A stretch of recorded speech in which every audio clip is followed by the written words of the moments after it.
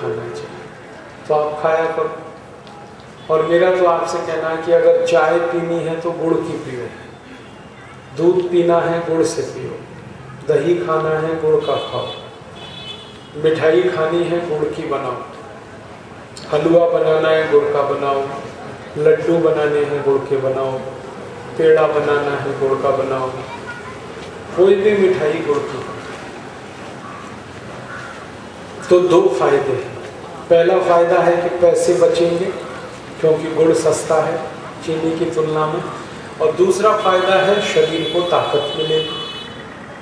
और तीसरा सबसे बड़ा फायदा है कि सारे भारतवासी अगर गुड़ खाएंगे तो आप जो गुड़ खरीदोगे वो सारा पैसा भारत के गरीब किसानों के पास जाएगा,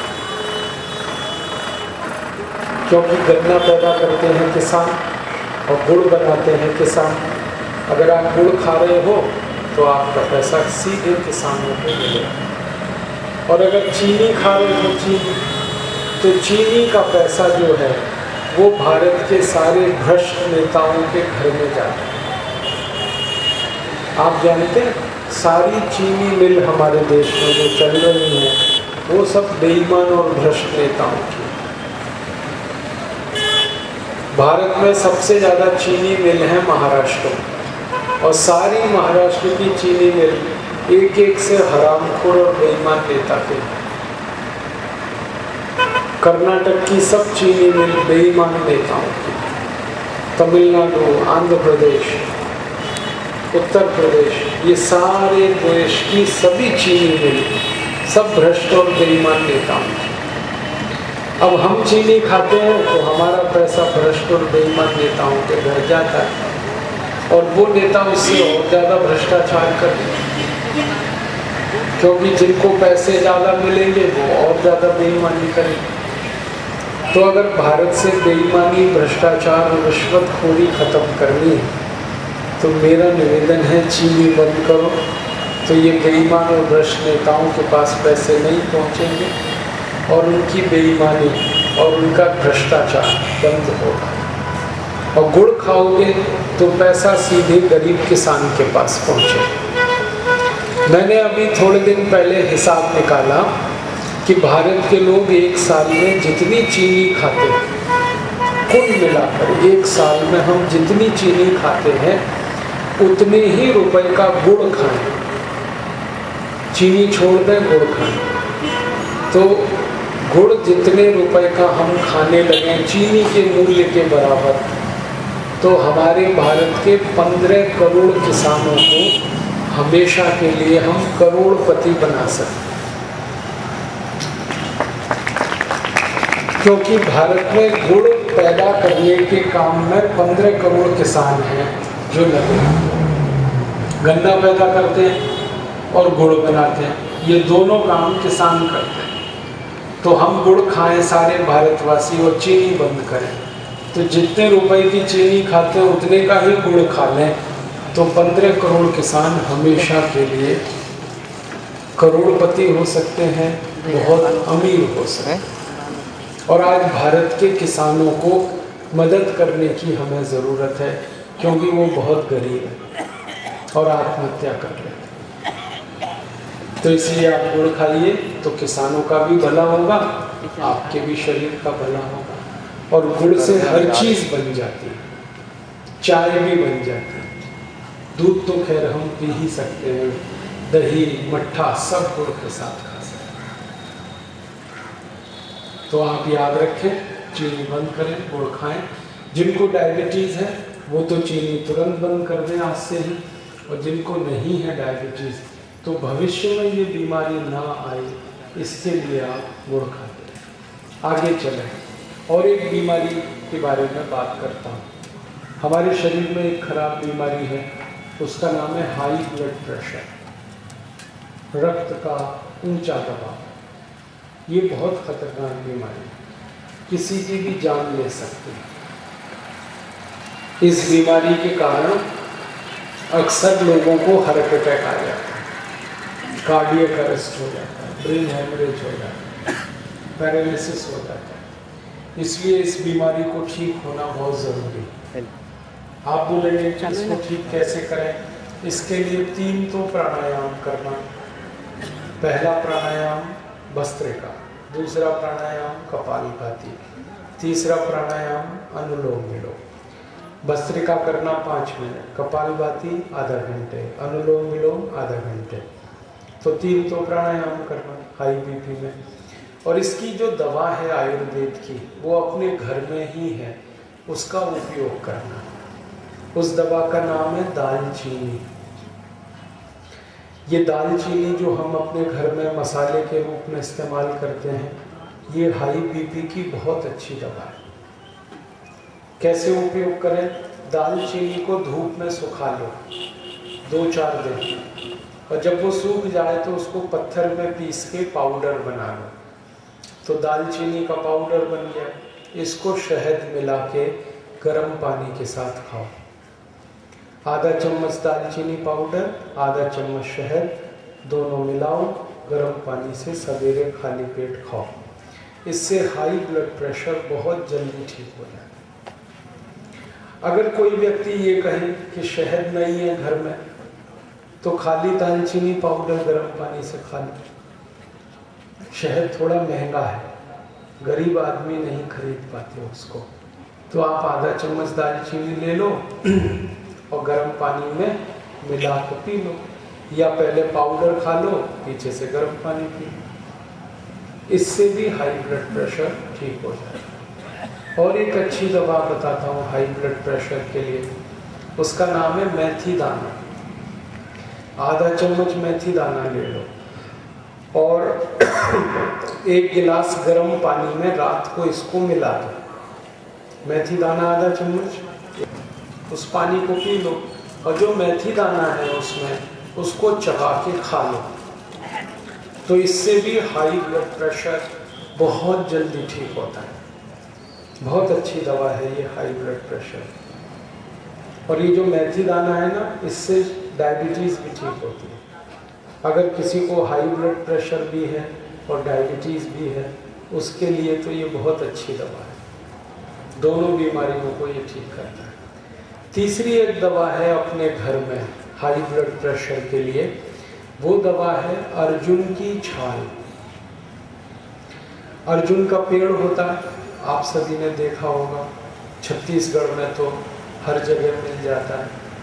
अर्जुन के पेड़ में छाल उतरती है। छाल तो आप समझते हैं, पेड़ का जो तना होता है उसमें से सूखी लकड़ी निकलती है, उसको छाल कहते हैं। उसको धूप में सुखा लें। बाज़ार में भी ये मिल जाती है अर्जुन की छाल, 20 से 25 रुपए किलो मिलती है। तो अर्जुन की छाल धूप में सुखाएं, 2-3 दिन में सूख जाती है। फिर पत्थर में पीस के उसका पाउडर बनाएं और उसको आधा चम्मच गर्म पानी के साथ खाएं। आधा गिलास गर्म पानी, आधा चम्मच अर्जुन की छाल।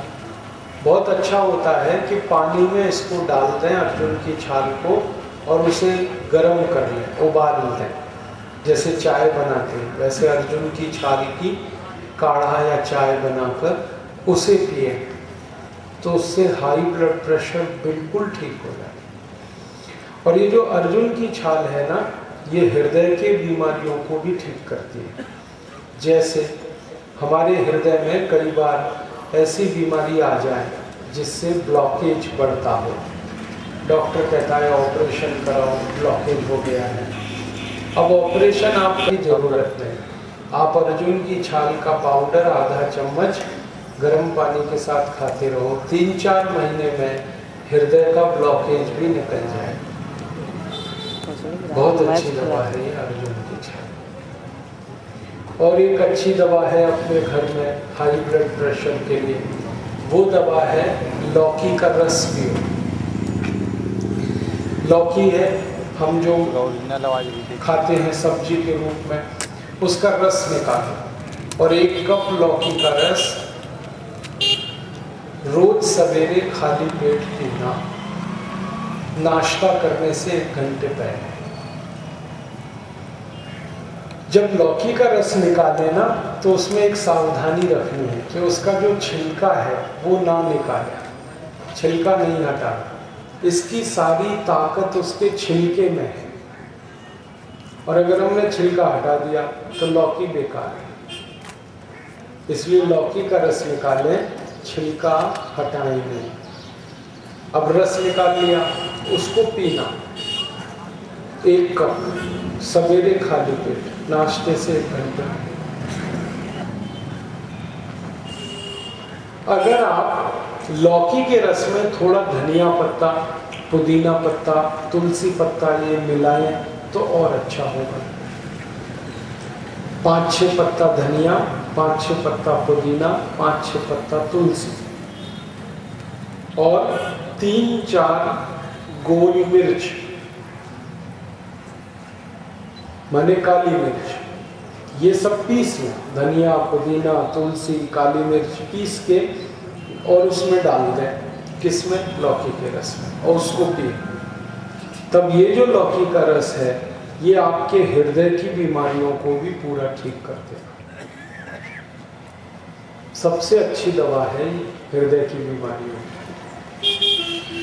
अगर आपको डॉक्टर कभी ऐसा बोले कि आपका दिल बहुत कमज़ोर है, तो उनकी सबसे अच्छी दवा है ये लौकी का रस, कमज़ोर दिल वाला। अगर आपको डॉक्टर ने बोला कि हृदय में ब्लॉकेज है, उसकी ये सबसे अच्छी दवा है लौकी का रस। आगे चले, और एक अच्छी दवा बताता हूँ आपको हाई बीपी के लिए। वो दवा है बेलपत्र के पत्ते। हम जो बेलपत्र के पत्ते शंकर भगवान को अर्पित करते हैं, वो बेलपत्र के पत्ते हाई ब्लड प्रेशर की बहुत अच्छी दवा है। कैसे उपयोग करें इसका? 5 बेलपत्र के पत्ते ले लें, पत्थर में पीस के उसकी चटनी बनाएं, और उस चटनी को 1 गिलास पानी में डाल के गर्म करें, और पानी को इतना गर्म करें कि पानी आधा हो जाए, फिर उसको ठंडा करके पिए। इससे हाई ब्लड प्रेशर सबसे जल्दी ठीक होता है। जो लोगों को 20-20 साल से हाई बीपी की बीमारी है, वो 2 महीने में ही ठीक हो जाती है इससे, बेलपत्र के पत्ते से। और ये बेलपत्र का पत्ता बहुत काम का है। ये हाई ब्लड प्रेशर को ठीक करता है, ये डायबिटीज़ को भी ठीक कर देता है, शुगर को भी ठीक कर देता है। और ये हाई ब्लड प्रेशर और डायबिटीज़ को ठीक करता है। यही बेलपत्र जो है कोलेस्ट्रॉल को भी ठीक करता है। और ये जो बेलपत्र है ना, ये मोटापे की बीमारी को ठीक करने की सबसे अच्छी दवा है। अगर किसी को ऐसा लगता है कि वजन ज़्यादा हो गया, मोटापा बढ़ भी कम करता है, बीपी भी ठीक कर देता है, शुगर भी ठीक कर देता है, ट्राइग्लिसराइड ठीक हो जाते हैं, कोई दवा है, पेट को भी ठीक करता है। ये जो बेलपत्र है, एक तो तरीका मैंने बताया कि इसको पत्थर में पीस के पानी में गर्म करके पीना, और अगर आप चाहें तो सीधे चबा के भी खा सकते हैं। अगर दांत अच्छे हैं ना, तो 5 पत्ते बेलपत्र के मुंह में चबाओ, चबा के पीछे से गर्म पानी पी लो, रोज सुबह खाली पेट, बहुत बढ़िया काम आता है। मेरा आपसे एक छोटी सी दरखास्त है, निवेदन है कि जब आप शंकर भगवान के मंदिर में जाते हैं और ये बेलपत्र का पत्ता चढ़ाते हैं, तो उसको मंदिर में छोड़ना नहीं। बेलपत्र को शंकर जी को स्पर्श करा के उसे वापस ले आना, क्योंकि वो आपकी दवा है। हम क्या करते हैं, मंदिर में छोड़ देते हैं, पुजारी उसको दूसरे दिन इकट्ठा करके कचरे की पेटी में फेंक देते हैं। मैंने एक बार हिसाब निकाला था कि भारत में श्रावण का महीना जब आता है, सावन का महीना, तो उसमें जितने सोमवार आते हैं, सभी सोमवार को भारतवासी हजारों मीट्रिक टन बेलपत्र चढ़ाते हैं, और वो सारा बेलपत्र जो है कूड़े के डिब्बे में चला जाता है। मैंने हिसाब जोड़ा था कि सावन के महीने में जितना बेलपत्र हम शंकर जी को चढ़ाकर कचरे के डिब्बे में फेंकते हैं, अगर उतना बेलपत्र इकट्ठा कर लें तो 20 करोड़ भारतवासियों का हाई ब्लड प्रेशर